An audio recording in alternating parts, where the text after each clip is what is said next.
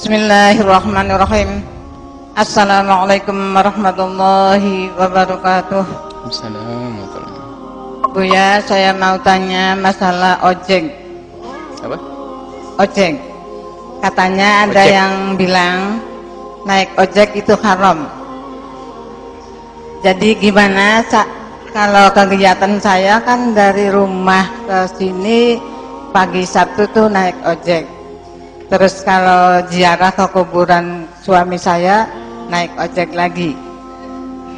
Jadi gimana solusinya kalau misalnya dibilangin haram, nanti ibadah saya itu gimana? Sekian, makasih Buya. Wassalamualaikum warahmatullahi wabarakatuh. Assalamualaikum warahmatullahi wabarakatuh. Bismillahirrahmanirrahim. Masalah ojek, ketahuilah bahwa yang haram itu khulwah, berduaan. Kalau jika ada orang berduaan di tempat yang di situ bisa ngomong sebebas-bebasnya atau melakukan sebebas-bebasnya, namanya khulwah. Di tempat yang tertutup berduaan laki dan perempuan itu mutlak haram. Awas, hati-hati, tolong diperhatikan. Yang bisa mungkin mencubit, tidak ada yang tahu, mohon maaf, dan seterusnya sampai naudzubillah mungkin zina. Jangan dilanggar masalah khulwah itu. Dan sebagai adik-adik putri kalau diajak khulwah oleh siapapun jangan mau, biarpun oleh kiai yang katanya jubahnya lebih gede dari ini, biar katanya dia bisa terbang di awang-awang, wali besar, kalau sedang ngajak khulwah berduaan adalah haram, biarpun untuk ngajar Al-Quran, tafsir berduaan. Karena santrinya cantik dikasih pelajaran paling terakhir, di lama-lama difasih-fasihkan agak lama, kemalaman nanti saya anterin neng, iblis sudah masuk lagi, suruh mijet dan sebagainya. Gimana ini? Santrinya suruh mijet di kamarnya, innalillah. Biarpun nggak ngapa-ngapain, iblis yang ketiga. Haram, berduaan mutlak haram, biarpun untuk ngajar Al-Quran, berduaan dengan orang yang bukan mahramnya. Tolong dengerin semua. Jangan ngentengin, jangan ngentengin. Biarpun dipanggil oleh orang yang katanya wali besar, kutub. Nah, ya. Makanya kita tidak senang kalau ada anak-anak. Kita ingatkan anak-anak datang, misalnya kalau dipanggil datang sendiri, itu langsung biasanya kena marah. Memangnya begitu aturannya di sini. Kalau ada orang buya manggil nama satu orang, tentu harus membawa satu orang untuk nemeni. Bukan berdui lonong sendiri. Assalamualaikum, waalaikumsalam. Nggak ada begitu. Dan ini jalankan syariat Nabi SAW. Biarpun tuh ustadz, umumnya sejedor gitu sama nggak boleh, dia laki-laki. Tidak boleh, haram ya haram sudah. Apalagi yang bukan, hati-hati. Satu. Kemudian masalah jika tidak khulwah, kelihatan sama orang, namanya ikhtilat. Jadi ikhtilat itu tidak haram asalkan memenuhi 5 syarat. Kalau salah satu syaratnya ini dilanggar jadi haram. Yang pertama, perkumpulannya tersebut atau laki perempuan tersebut tidak berduaan, ya kan? Tapi ada yang lainnya seperti ya. Syarat yang pertama apa? Sama-sama menutup aurat. Sama-sama menutup aurat.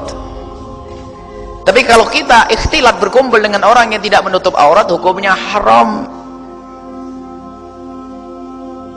Makanya jangan tersinggung suatu ketika jika ada orang jualan tidak pakai kerudung lalu sebagian ustadz menghindar. Bukan masalah jual belinya, kalau transaksi mau tidak mau melihat, ya, mau tidak mau, masih ada orang lain yang jualan kok, yang pakai kerudung kok, berarti saya melihat mau tidak mau, jangan dianggap tidak haram ini. Benar kan ada orang lain, bukan permasalahannya itu, mau tidak mau saya ngelihat. Kecuali kita lagi duduk naik motor begini, ada orang pakai baju setengah badan di depan kita, ya ini kan ini juga enggak, kalau begini saya ketabrak kita, tapi tetap jangan memperhatikan dia. Cuman kalau saya datang ke toko kan sengaja. Nah ini beda. Jangan dianggap sepele, ini masalah halal haram ini. Kalau masih ada pilihan yang menutup aurat, karuan laki-laki. Nggak pakai kerudung laki-laki memang. Jadi seperti itu. Ini pun dipikirkan karena apa? 5 hal. Jadi menutup aurat. Jadi kalau perkumpulan laki perempuan baru sah kalau sama-sama menutup aurat. Cuman kalau kita pergi pasar memang tidak bisa ngatur pasar. Orang pada nggak menutup aurat misalnya, jadi kita betul basar tutup mata. Cuman kalau sesuatu yang kita sengaja untuk berkumpul lalu di situ tidak menutup aurat, kecuali satu untuk dakwah. Kita pernah masuk satu tempat yang di situ adalah wanita-wanita yang tidak menutup aurat. Memang biasanya tidak menutup aurat, tapi tujuan kita untuk dan kita pun mata harus menjaga, tidak pelentang memperhatikan si A si B-nya. Baik. Kemudian syarat yang kedua adalah di situ golongan orang yang sama-sama menjaga mata. Anda menutup aurat, seorang wanita solehah menutup aurat, tapi duduk dengan laki-laki yang jelalatan matanya. Biarpun Anda menutup aurat masih diterawang sama dia. Itu iblis itu.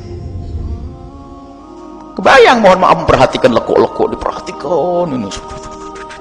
Lihat, haram. Anda tidak boleh duduk dengan laki-laki fasik kayak seperti itu. Jadi dengan laki-laki yang ini. Sekarang tukang ojeknya soleh atau enggak, kan begitu pertanyaannya. Baik atau enggak, kira-kira seperti apa? Kan harus tahu di sini tukang ojeknya. Anggap saja Anda menutup aurat, tukang ojeknya baik-baik, tukang ojeknya baik. Nanti yang menjawab adalah rumus ini. Yang ketiga adalah obrolannya yang baik. Obrolannya baik. Biarpun pakai cadar, pakai kerudung, tapi yang dibicarakan porno, iblis itu. Haram. Yang keempat, tempatnya baik. Coba, kalau tempat maksiat, hati-hati, tempat maksiat luas sekali. Kalau tempatnya tempat maksiat, yang haram, coba pakai kerudung, kopiah putih, pakai imamah, jubah. Baik atau tidak? Kerudung pakai cadar. Kita rombongan 4 orang bercadar, pakai busana musnah, ustaz pakai imamah. Kita akan melakukan satu pertemuan untuk membahas tentang Maulid Nabi SAW. Di mana? Di diskotik. Nah, ini kok kacau judulnya. Ada apa itu semuanya? Tempatnya jadi sah. Yang kelima, tidak terjadi nempel. Karena nempel ini, mohon maaf, Anda sebagai perempuan kalau nempel dengan perempuan tidak masalah. Tapi kalau laki nempel dengan perempuan, ada yang berbicara, setan dan hawa nafsu. Jangan anggap neropong, biarpun tidak ngelihat, kerasa di belakang. Coba. Sementara ibu-ibu kalau masak jauh begitu, ada jaraknya, dikasih koper baru gitu. Tidak ada. Nempel atau tidak kalau ngojek? Kecuali ojek model orang Medan itu, kayaknya buru ojek mana? Ojek itu belak pinggir sana, ada pisahnya, pemisah, itu aman. Atau becak karuan begitu ya. Tapi kalau nempel itu ya ini haramnya karena nempel. Atau ibu taruh di raknya belakang itu, depan itu. Ada gitu. Nggak ada kan? Jadi haramnya itu harus ditinjau dari sisi ini. Kalau jangan serta-merta haram tanpa sebab, orang nggak bisa paham menerima hukum nanti. Jadi haramnya karena apa? Biarpun ziarah Sunan Gunung Jati kalau dempet-dempetan jadi haram. Lebih baik doain di rumah saja. Kecuali dempetan yang tidak pernah kita duga, biasanya ramai, terlalu ramai. Oh, ini lain cerita. Tapi kalau Anda tahu bahasanya di situ bakal dempetan, haram masuk ke tempat itu. Jauh dekat tidak sama, jauh dekat, jangankan jauh segini gitu nempel juga haram kok. Tidak usah ngaji, kita pengen dapat hadal Allah Subhanahu Wa Taala. Jangan dibuka pintu setan ini. Yang ada jauh dekat, jangankan kok jauh dekat saya nempel sebentar, kok gimana hukumnya? Jadi tetap haram, nempel kok sebentar. Hei, ngapain senggol-senggolan itu ya? Nah ini kita harus jelas saja. Kadang-kadang orang mencari ilmu tapi melanggar Allah. Kalau punya suami-suaminya biar nganterin, dapat pahala. Biarpun tidak bisa ngaji tapi dapat pahala. Anaknya, kemudian ponakannya, kakeknya, cucunya, menantunya. Jadi boleh semuanya. Jadi jangan dilanggar hal-hal semacam ini. Jadi ketahuilah Allah akan memuliakan. Orang yang tidak pernah menyadari kesalahannya tidak ditolong oleh Allah. Kalau ibu menjaga astagfirullahaladzim, ini tidak boleh. Allah akan mudahkan nanti. Tidak tahu caranya bagaimana. Apa oleh Allah diganti mobil, atau suaminya jadi seneng nganterin. Tapi kalau sudah melanggar terus, selamanya akan dituruti oleh iblis. Dari awalnya melanggar tetap ngojek terus, suaminya tetap saja nggak mau nganterin, anaknya bandel. Kenapa? Sudah melanggar terus, dinikmati sama iblis, seneng tuh. Kalau tidak, ya Allah, saya akan mengikuti syariatmu, bantu aku ya Allah. Besok dikasih mobil oleh Allah, dianterin sama ini, besok dikasih anak menantu yang baik, kan enak. Sudahlah, jangan dilanggar syariat Nabi SAW. Makanya pengajian-pengajian yang diadakan pun kita selalu wanti-wanti, jangan sampai ada desak-desakan harus pisah laki perempuan. Kita ingin cari pahala, sementara pahala itu masih ada syarat, Bu.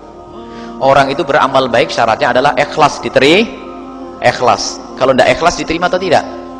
Tidak. Tapi adakah maksiat perlu ikhlas? Ada maksiat langsung tuh masuk nih. Jadi jangan ngandalin, wah saya akan berbuat baik sambil maksiat. Perbuatan baiknya belum tentu diterima oleh Allah, maksiatnya pasti diterima oleh Allah. Terus kemudian selama ini bagaimana yang sudah biasa melakukan yang haram? Kalau ojeknya ojek yang terhormat, yaitu didesain dengan mobil.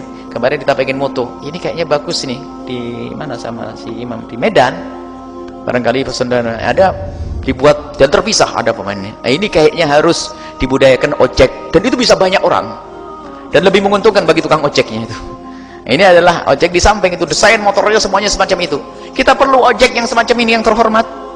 Jadi nggak sentuhan, nggak ini dan nggak kelihatan karena di sampingnya dia sibuk nih, nggak toleh ini aman dan ada pembatasnya. Ini kayaknya adalah apa ojek syar'i. Atau kemarin ada satu gambar dikasih apa pembatas. Ini pembatas itu papan begitu. Jadi kayaknya harus ada ojek syar'i. Ada pembatasnya. Jadi antara tukang apa? Tukang ojeknya sudah ada papannya itu. Kayaknya besok harus ada yang desain lalu dibagi-bagiin ke tukang ojek semuanya ini.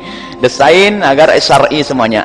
Lah kalau tidak ada kalau kita tidak jelas hukumnya, nanti orang akan nyerah dengan kemaksiatan dengan keharaman.